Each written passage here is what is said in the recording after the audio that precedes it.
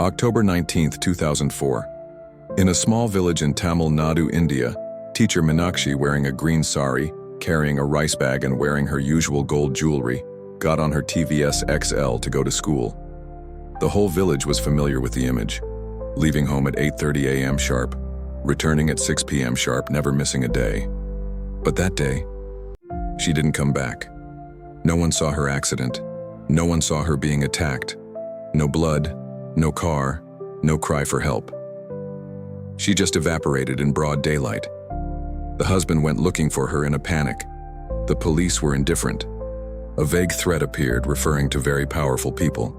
And then there was a terrifying silence that lasted for a year and a half, until the body of an unknown woman was found in a banana grove. This is the true story, painful, shocking, and full of twists and turns, of the disappearance and tragic death of teacher Minakshi. Let's dive into the details of this case right now. Miss Minakshi, whose full name is Minakshi Ramalingam, is a primary school teacher at the Panakampati Government School in Tamil Nadu. Despite living in a remote rural area, she always looks dignified and neat.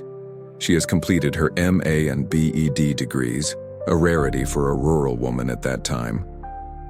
The whole area calls her Mukshi teacher, an affectionate, familiar way of calling her. Every morning, people go to work by the sound of her motorbike engine. Every afternoon, they see her petite figure in a green sari riding home at exactly 6 a.m.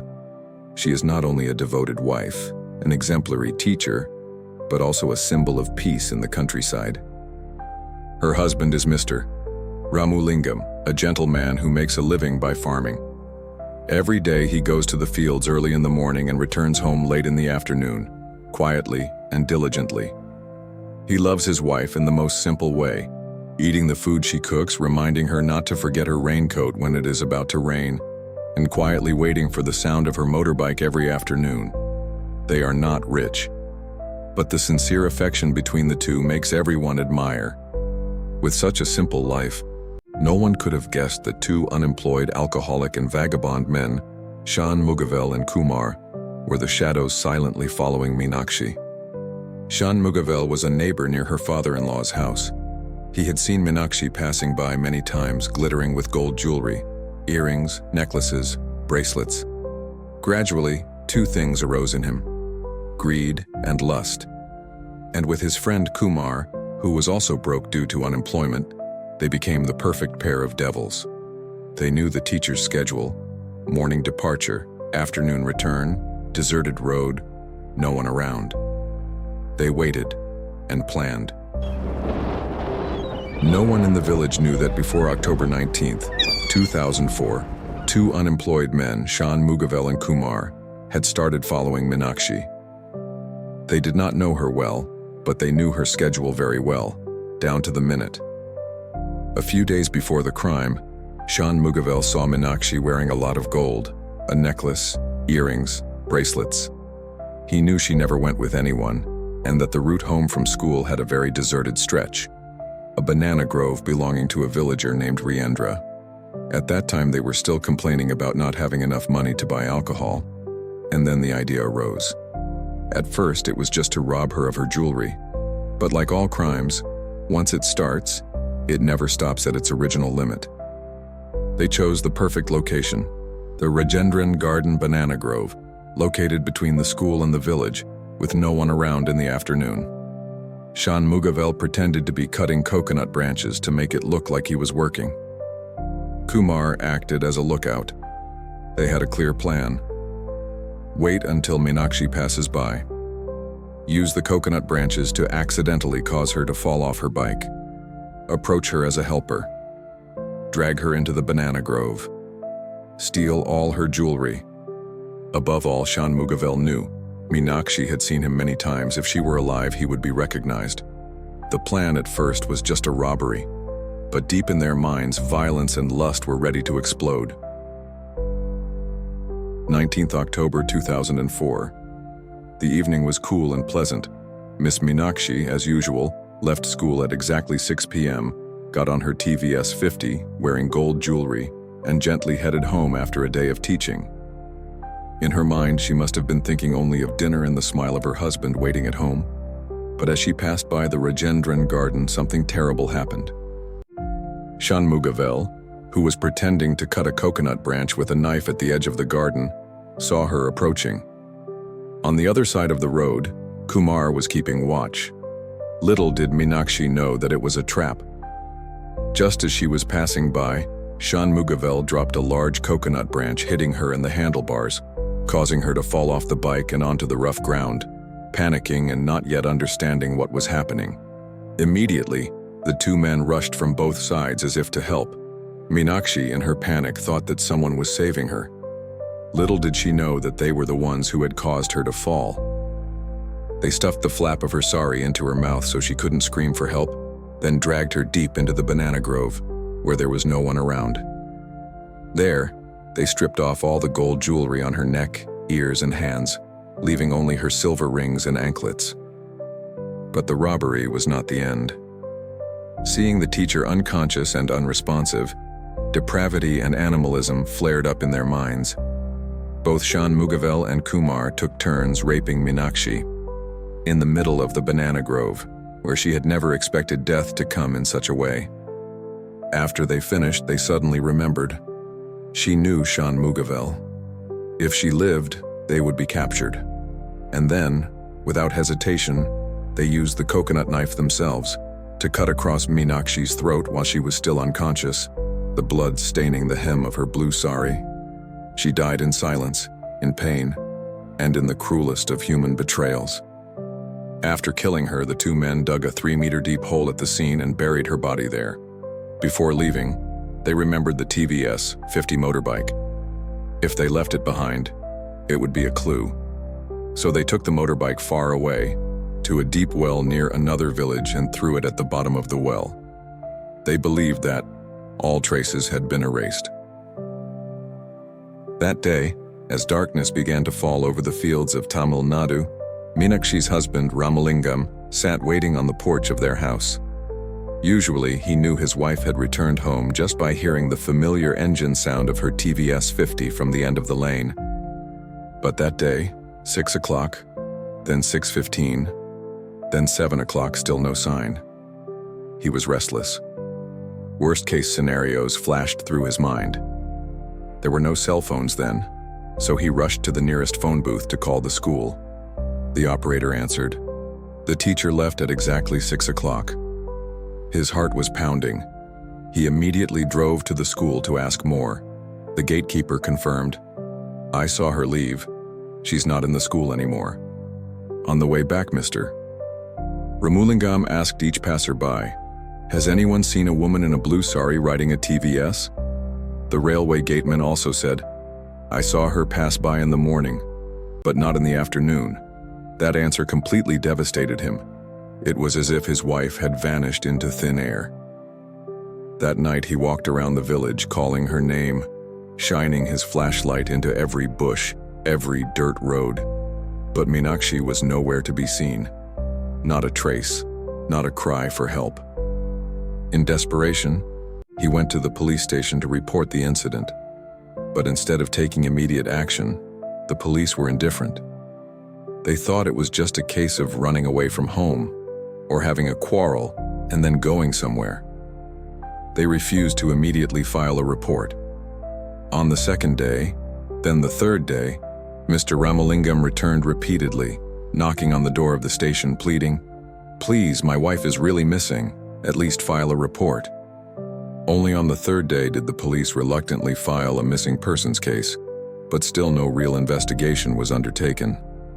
One day, while he was at the police station for questioning, a policeman leaned close to his ear and whispered, "This case involves powerful people, even the former MP and his son.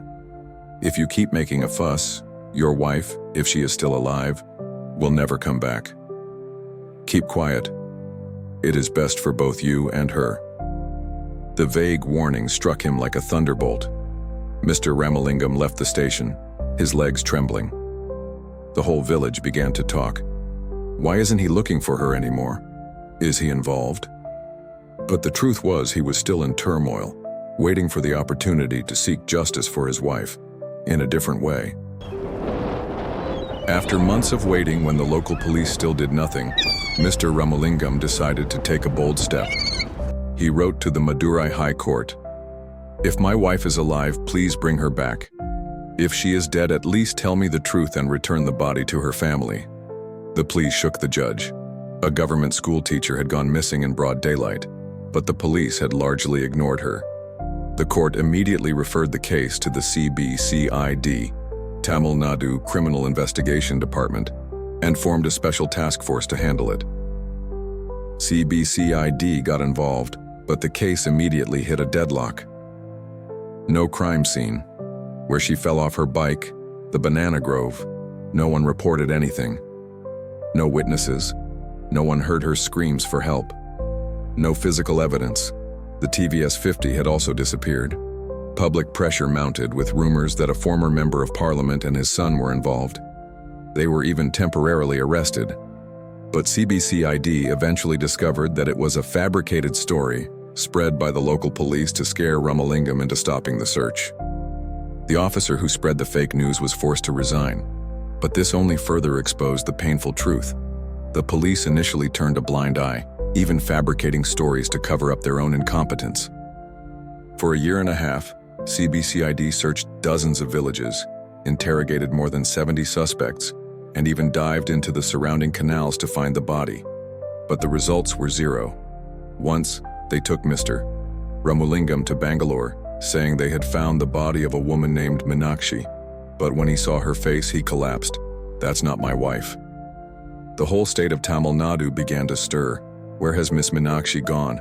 Why is there no trace? The case seemed to remain an unsolved mystery forever. June 22, 2006. In a banana plantation owned by a farmer named Riendra, workers were digging a new planting hole when they discovered a woman's skeleton buried in the ground. In a panic, the owner ordered the tree to be reburied elsewhere, fearing that she would be suspected of being involved. But a few days later, the rumor reached the local official VRO. He immediately reported it to the police. Forensic experts were called in. They determined the victim was a woman, about 30 to 40 years old. The body was badly decomposed, and the face was unrecognizable. But the green sari and silver anklets were still intact. Mr. Ramalingam arrived at the scene and saw his wife's familiar sari. He hugged the piece of cloth and cried loudly.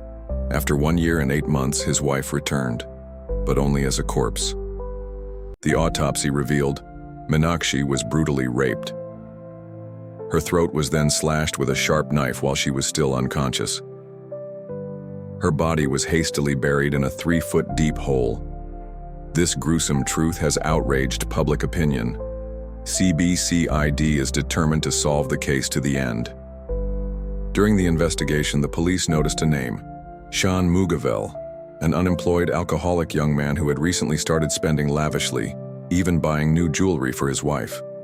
When summoned, he was absent, saying he was away. But secret information showed that he was wandering around the Kulithalai agricultural market. The police immediately rushed in and arrested him on the spot. At first, Shan Mugavel denied it, but after hours of mental struggle, he collapsed and blurted out, "I killed Minakshi." The words left the investigators speechless, but then he added, "I wasn't alone. We killed her." The word "we" opened the whole crime. Shan Mugavel confessed everything. He and his friend Kumar planned to block the teacher's way to rob her of her gold. Shan dropped a coconut branch, causing Minakshi to fall off her bike. They dragged her into a banana grove and robbed her of all her jewelry. Seeing her unconscious, they took turns raping her.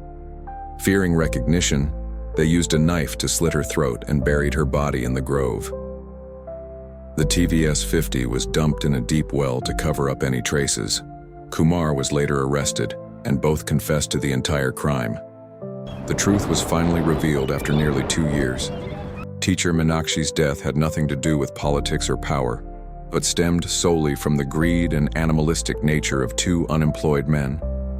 After the 2 perpetrators, Shan Mugavel and Kumar, confessed to the entire crime, the case was quickly brought to trial.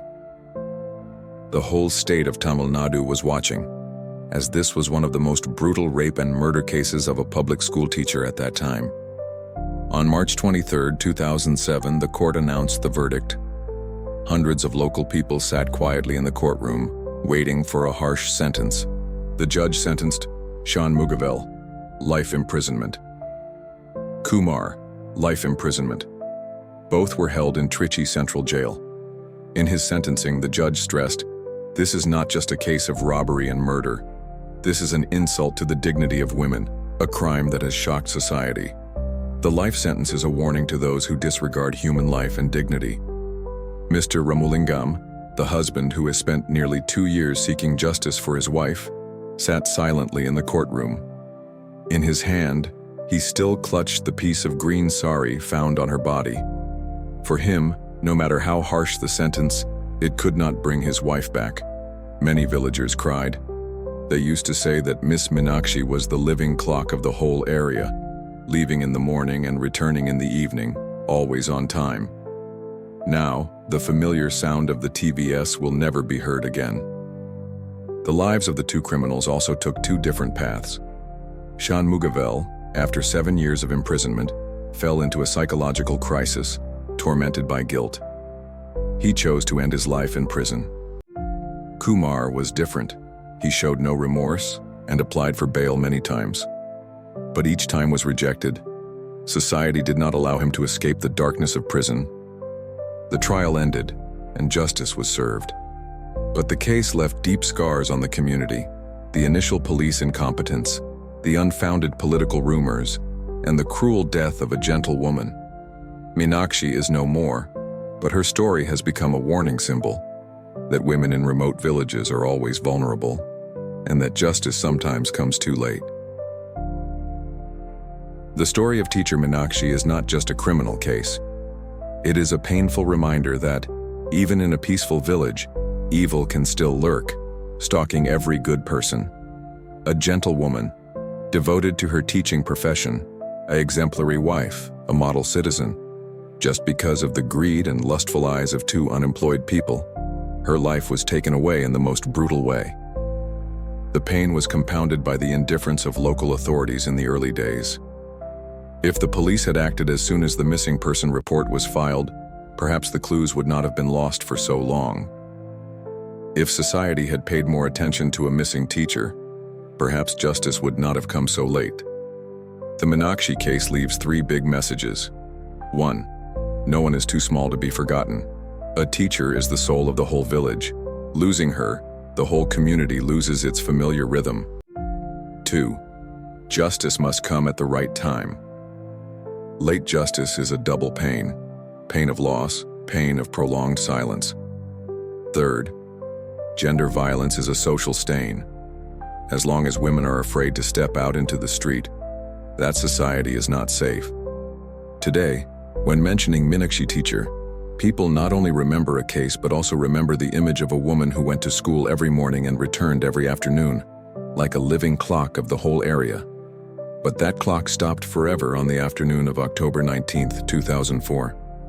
And so that no other woman has to suffer the same fate, each of us needs to remind ourselves that justice must be protected, women must be safe, and indifference is an accomplice to crime.